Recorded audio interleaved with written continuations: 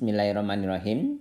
Kita melanjutkan pembahasan tentang dasar konsep dan teknik untuk klasifikasi. Di sini kita akan membahas tentang model evaluation, di mana di sini kita akan menggunakan buku Introduction to Data Mining. Ya, kita menggunakan buku Introduction to Data Mining edisi 2. Kemudian di buku ini sudah disediakan slide-nya, dan untuk pembahasan tentang model evaluation itu slide-nya masuk dalam judulnya itu model overfitting. Meskipun tidak secara langsung sebenarnya masuk di model overfitting, kita lihat bahwa model overfitting itu di sini, dan model evaluation itu adalah pembahasan yang lebih umum terkait dengan dasar konsep dan teknik untuk klasifikasi. Ya, jadi kita mulai untuk model evaluation. Setelah kita membangun sebuah model klasifikasi, model klasifikasi misalkan adalah yang kita sudah bahas adalah decision tree, meskipun ini juga bukan hanya untuk decision tree saja untuk model evaluation ini. Kemudian model tersebut kita perlu evaluasi. Kita perlu mengukur performansinya ya. Jadi kita perlu mengukur performansinya atas data tes atau unseen data. Ya, di sini unseen data yang kita gunakan ini dengan pendekatannya adalah kita menggunakan test set nih. Nah, performansi di sini terutama adalah efektivitasnya ya, ya. Efektivitasnya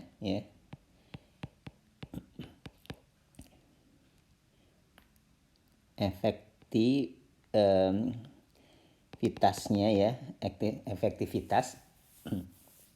efektivitas itu misalnya akurasi, errornya ya, bukan efisiensi itu misalnya kecepatannya. Ini secara umum ada dua pendekatan ya, ada dua cara. Yang pertama adalah hold out ya, jadi dibagi menjadi dua. Kemudian yang kedua adalah cross validation. Nah, di hold out itu adalah kita siapkan K persennya sebagai data latih, data training ya. Kemudian sisanya 100 kurang K persen itu sebagai data testing. Jadi kita pecah menjadi dua, data training dan data testing.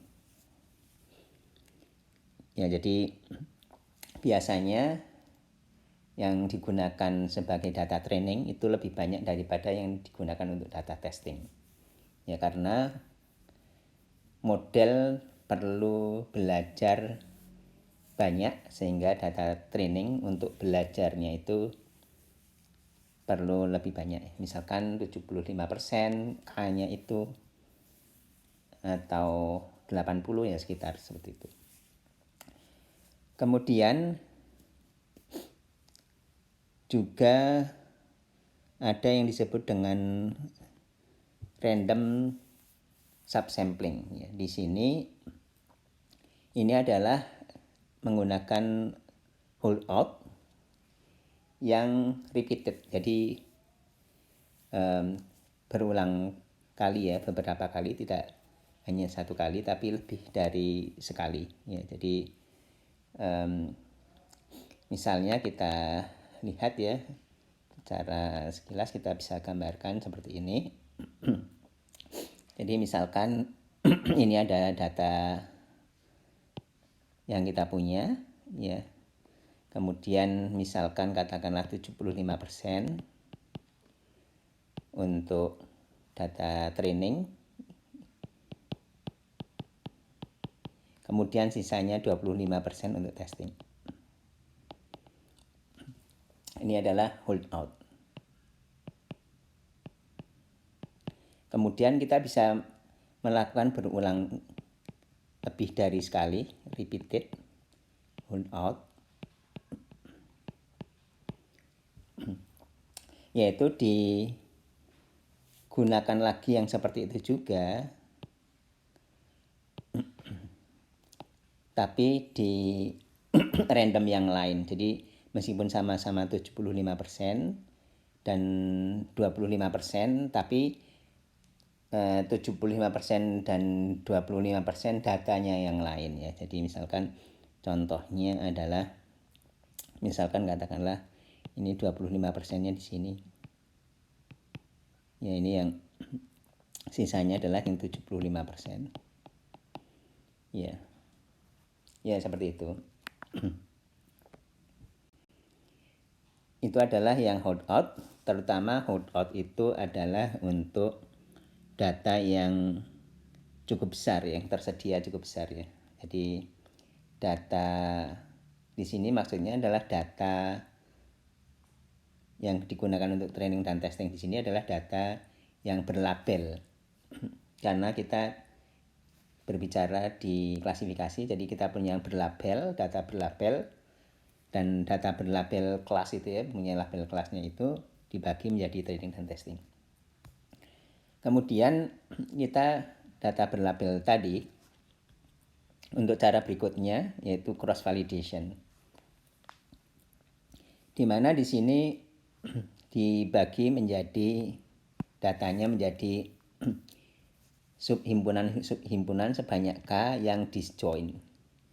Ya, jadi kita gambarkan secara sederhana seperti ini untuk yang cross validation.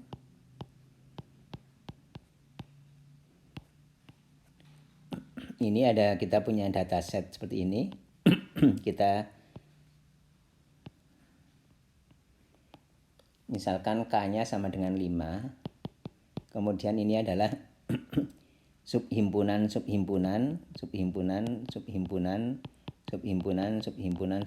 yang disjoin. Ya, K di sini adalah Ford ya, di mana K-Ford ini misalkan tadi K-nya sama dengan 5, kemudian digunakan data tadi untuk training itu K-1 ya. Kemudian disisakan satunya untuk testing ya. Jadi di sini kita juga sama seperti di holdout ya, bahwa training itu perlu lebih banyak daripada untuk testing. Jadi misalkan ini K sama dengan 5, maka semuanya kecuali 1 digunakan untuk testing. Ini training yang 4. Kemudian untuk yang biru itu untuk testing.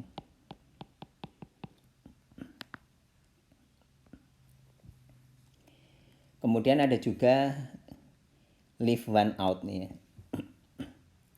Ya, leave one out itu dibagi K-nya sebanyak N, di mana N itu adalah jumlah datasetnya. Jumlah dataset. Jadi di sini pendekatan yang ekstrim ya. Jadi gimana K sama dengan N. Ya, K sama dengan N. Jadi misalnya kita mempunyai data sebanyak katakanlah 200 gitu ya. Nah, maka 100 ini 1 2 3 4 5 6 7 8 9 10 sampai dibagi sampai 200. Ini adalah 200. Ini adalah data yang ke 199. Ini ada 200 data misalkan. Jadi N sampai dengan 200, kemudian K-nya juga dibagi menjadi 200 juga. di mana di sini semuanya itu adalah training, kemudian disisakan satu data, satu record sebagai testing. Ya, kemudian di cross validation itu datanya akan kita lihat bagaimana kita menggunakan data tersebut di slide berikutnya. Ya, jadi misalkan contohnya untuk cross validation yang K-nya sama dengan 3. Ini K sama dengan 3 ya. K sama dengan 3. Ini adalah subset pertama, subset kedua, subset yang ketiga. Ya, kemudian yang hitam ini adalah untuk tes, yang putih ini untuk training. Kita lihat bahwa semua di data ini digunakan untuk training kecuali satu. Ya, kebetulan di sini K-nya hanya 3 sehingga yang 2 semuanya itu adalah semua kecuali 1 itu adalah 2. K-1 itu adalah 2 untuk training ya. Untuk training. Kemudian sisanya itu cuma satu bagian digunakan untuk testing. Kemudian kita lakukan eksperimen, kita lakukan running atau kita run eksperimennya. Run pertama S1 sebagai tes, kemudian S2, S3 sebagai training. Kemudian untuk run 2 ya dijalankan lagi programnya, yang dimana S1 dan S3 untuk training dan S2 untuk testing, dan kita jalankan yang ketiga. Jadi bisa 3 kali variasi, 3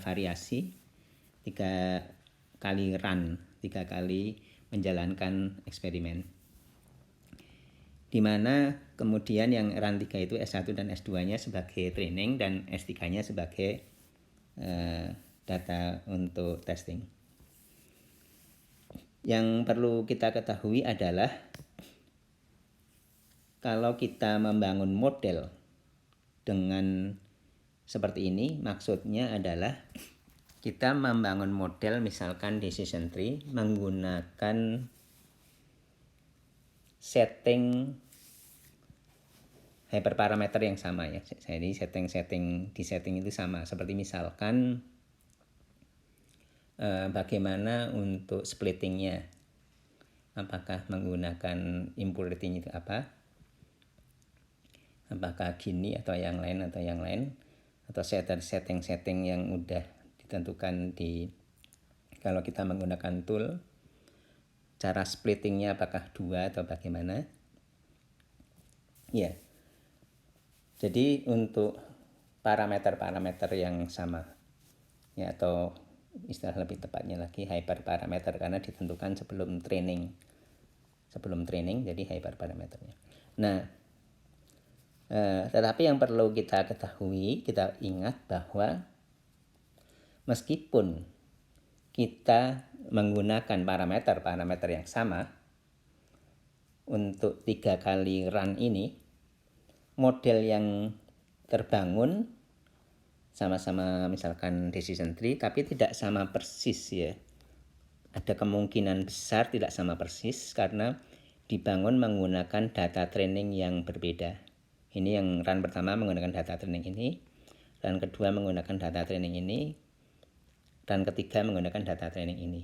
Sehingga ya dapat dikatakan ini adalah model yang berbeda. Ini adalah dihasilkan model 1, dihasilkan model 2, dihasilkan model 3. Ya, kemudian di pembahasan ini kita tujuannya adalah untuk menghitung atau mengetahui efektivitas ya. Jadi misalkan errornya atau akurasinya. Nah, di sini kemudian di rata-rata. Biasanya di rata-rata. Meskipun bisa menggunakan tidak di rata-rata, tapi biasanya di rata-rata. Jadi di sini misalkan ya, error yang pertama. Di sini kita dapatkan error untuk run yang pertama, error, kemudian error totalnya adalah di rata-rata E1, E2, E3 bagi 3, seperti itu. Ya. Kemudian kita lanjutkan. Kita melakukan cross validation. Misalkan K-nya sama dengan 3, atau yang salah satu yang cukup populer adalah misalkan K5, K-nya sama dengan 5, atau K-nya sama dengan 10. Tetapi kadang-kadang ya, karena alasan misalnya karena antara run 1, run 2, run 3, dan seterusnya, kadang itu bervariasi, yang variasinya cukup besar ya. Jadi error run 1, error run 2, error run 3 itu cukup besar, sehingga kita memerlukan lebih banyak lagi running. Oleh karena itu bisa kita melakukan dengan apa yang disebut dengan repeated cross validation. Jadi cross validation-nya diulangi lagi. Sehingga misalkan kita lihat di sini, misalnya kita mempunyai, misalnya seperti ini ya. Ini 1, 2, 3, 4, 5, 1, 2, 3, 4, 5, 6, 7, 8, 9, 10. Ini misalkan K sama dengan 10. Di mana satunya digunakan untuk testing ya. Jadi testingnya di sini, kemudian diulangi lagi di sini dan seterusnya. Ya. Ini adalah cross validation. Kalau repeated cross validation diulangi lagi seperti itu, K sama dengan 10, dengan dimana data pembagiannya masing-masing subbagian, masing-masing kotak itu berbeda datanya ya. Datanya berbeda lagi, dibagi lagi, misalkan K sama dengan 10 juga, tapi masing-masing kotak itu datanya berbeda ya. Alasannya mengapa seperti itu, mengapa tidak menjadi K sama dengan 20 gitu ya. Kalau menjadi K sama dengan 20, nanti yang data testingnya itu menjadi kecil ya, jadi kecil. Kalau K sama dengan 20 kan jadi data testingnya jadi sedikit. Tetapi kalau K sama dengan 10 tapi diulangi ya, jadi ini melakukan K sama dengan cross validation K sama dengan 10 sama, tapi diulangi misalkan 2 kali atau 3 kali misalkan gitu ya, maka akan lebih bagus ya, dan akan memberikan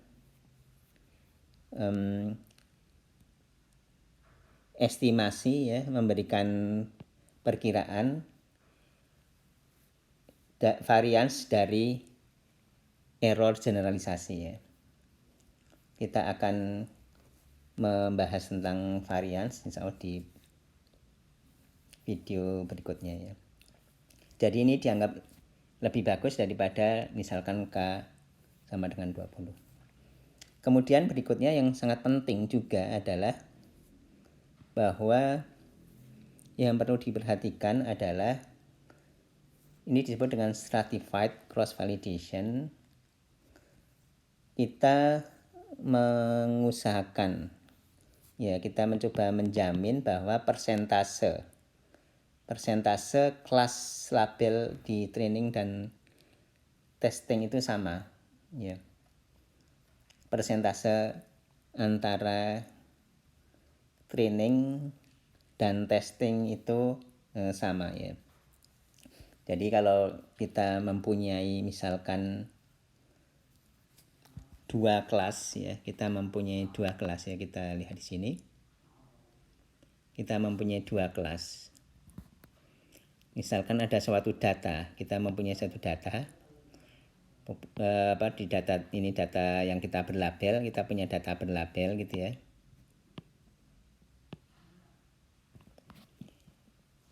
kita mempunyai data berlabel di mana misalkan kita mempunyai dua kelas yang kelasnya itu misalkan fraud, transaksi yang fraud, transaksi yang ilegal, penipuan, fraud itu misalkan ada 5%. Kemudian yang legal itu 95%. Ya, maka data kita punya data untuk training dan kita untuk data untuk testing, ya, untuk data training ini dan data untuk testing, ya, ini testing. Kemudian ini atau mungkin lebih tepatnya lagi gini, mungkin ini seperti ini ya, maaf ya, karena ini bukan populasi. Nah, ini adalah untuk data testing, ya, ini testing. Kemudian data training. Maka data training ini juga fraud-nya itu 5%, di mana testing juga fraud-nya itu 5%. Fraud-nya 5%, maaf bukan yang di situ ya, 5% itu adalah, oh ya betul, 5% di sini, 5% untuk data training, fraud-nya 5%, dan yang legalnya juga 95%, sama seperti ini. Demikian juga di testing, fraud-nya 5%, legalnya 95%, ya. Ini sebenarnya juga berlaku untuk yang hold out. Ya, kalau hold out tadi udah kita bahas ya. Ini ada untuk training, ini untuk testing.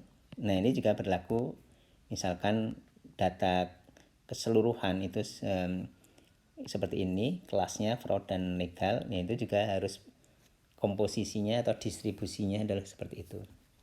Jadi di sini adalah stratified cross validation. Demikian juga untuk cross validation itu untuk training dan testingnya dijamin sebisa mungkin meskipun tidak sama persis karena kadang-kadang dari sisi jumlah recordnya nggak sama, tapi mendekati distribusinya antara kelas-kelas yang ada seperti fraud dan yang legal tadi.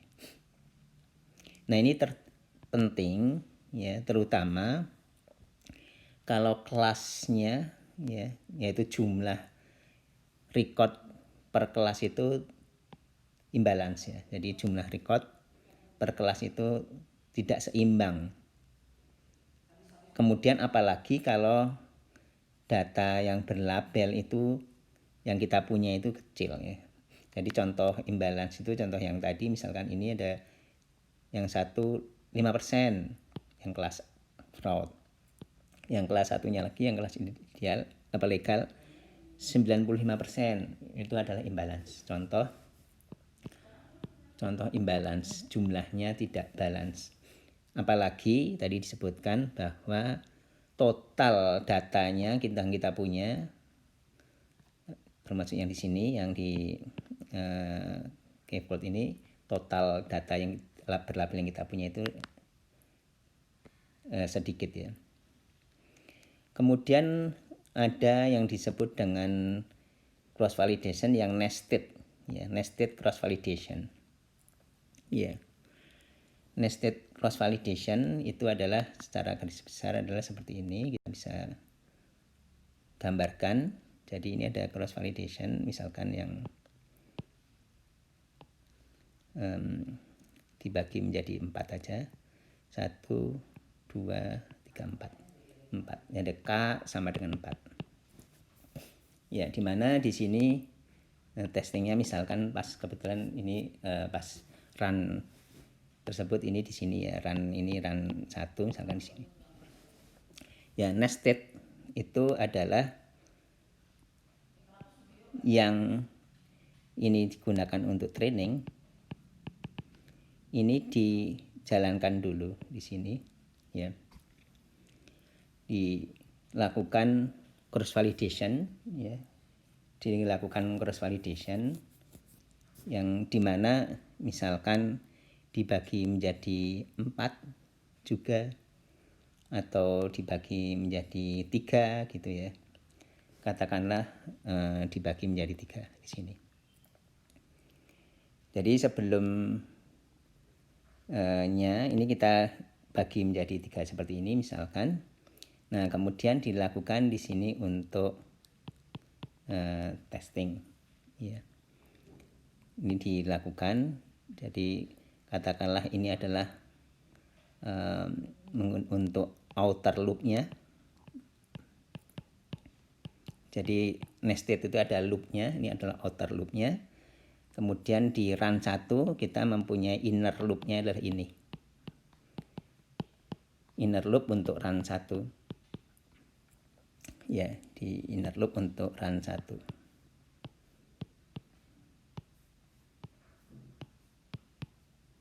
Dan di sini. Yang biru itu adalah untuk testing ya. Yang biru itu adalah testing. Ya, dimana di sini untuk inner loop ya, kita bisa seperti dikatakan di sini ya, kita bisa menggunakan untuk model selection. Untuk model selection. Kalau yang tadi yang cross validation secara umum tadi ya, cross validation, kemudian repeated cross validation, ada stratified cross validation itu juga holdout tadi itu adalah untuk evaluation. Kemudian kita juga bisa menggunakan untuk model selection ya. Jadi di inner loop ini digunakan untuk model selection.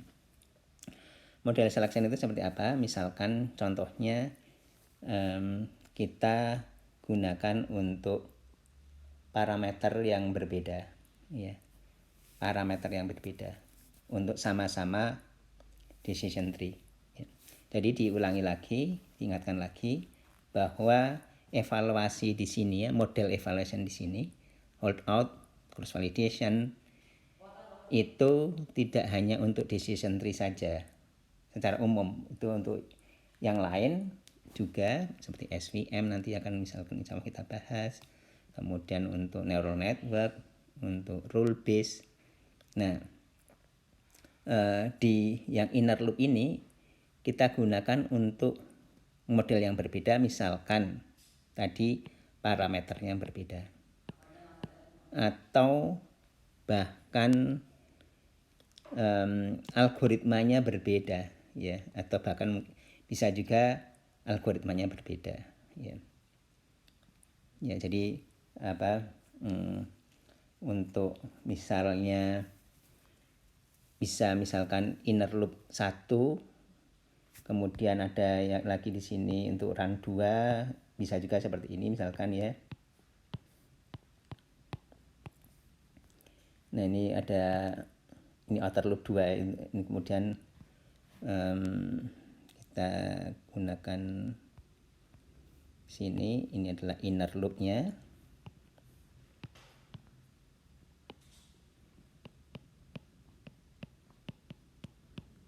Untuk run 2.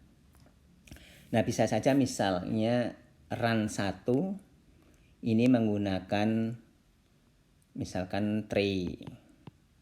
Run 2 menggunakan yang lain selain tree, misalkan neural network misalkan seperti itu. Itu katakanlah bisa seperti itu, tapi bisa juga hanya parameternya yang berbeda. Di mana misalkan kalau parameter yang berbeda bisa juga parameter di sini berbeda. Jadi ada menggunakan parameter yang berbeda, parameter 1, parameter 2, parameter 3. Ya. Kemudian di sini didapatkan performansinya seperti misalkan errornya ya. Ya. Kemudian kita bisa pilih ternyata yang paling bagus misalkan menggunakan parameter 2 yang errornya terkecil ya. Sehingga kita di sini di inner loop 1 itu menggunakan parameter yang 2. ya, atau himpunan parameter yang kedua. Ya, jadi itu adalah untuk nested. Ya, artinya di sini menggunakan himpunan parameter 2 untuk misalkan pohon. Kemudian di sini menggunakan neural network dengan parameter yang berbeda lagi. Di sini ada neural network yang terbagus, misalkan error yang paling kecil adalah yang di sini. Nah, bisa seperti itu. Nah, gunanya ini digunakan untuk model selection, dipilih model yang dianggap paling bagus, atau kita mempunyai beberapa model nanti yang bagus-bagus, ternyata model itu apa saja, kemudian bisa kita gabung ya, ya. Jadi misalkan kita untuk memilih ya, untuk selection ya, model selection, kita pilih pemilihan model, ataupun juga nanti untuk penggabungan atau yang disebut dengan ensemble, misalkan bisa seperti itu. Jadi digabung model 1 dan model 2, model 3 dengan dilakukan proses dengan ensemble yang insya Allah nanti akan kita bahas. Ya, jadi berbeda dengan sebelumnya yang hanya evaluation, untuk nested cross validation bisa juga untuk model selection.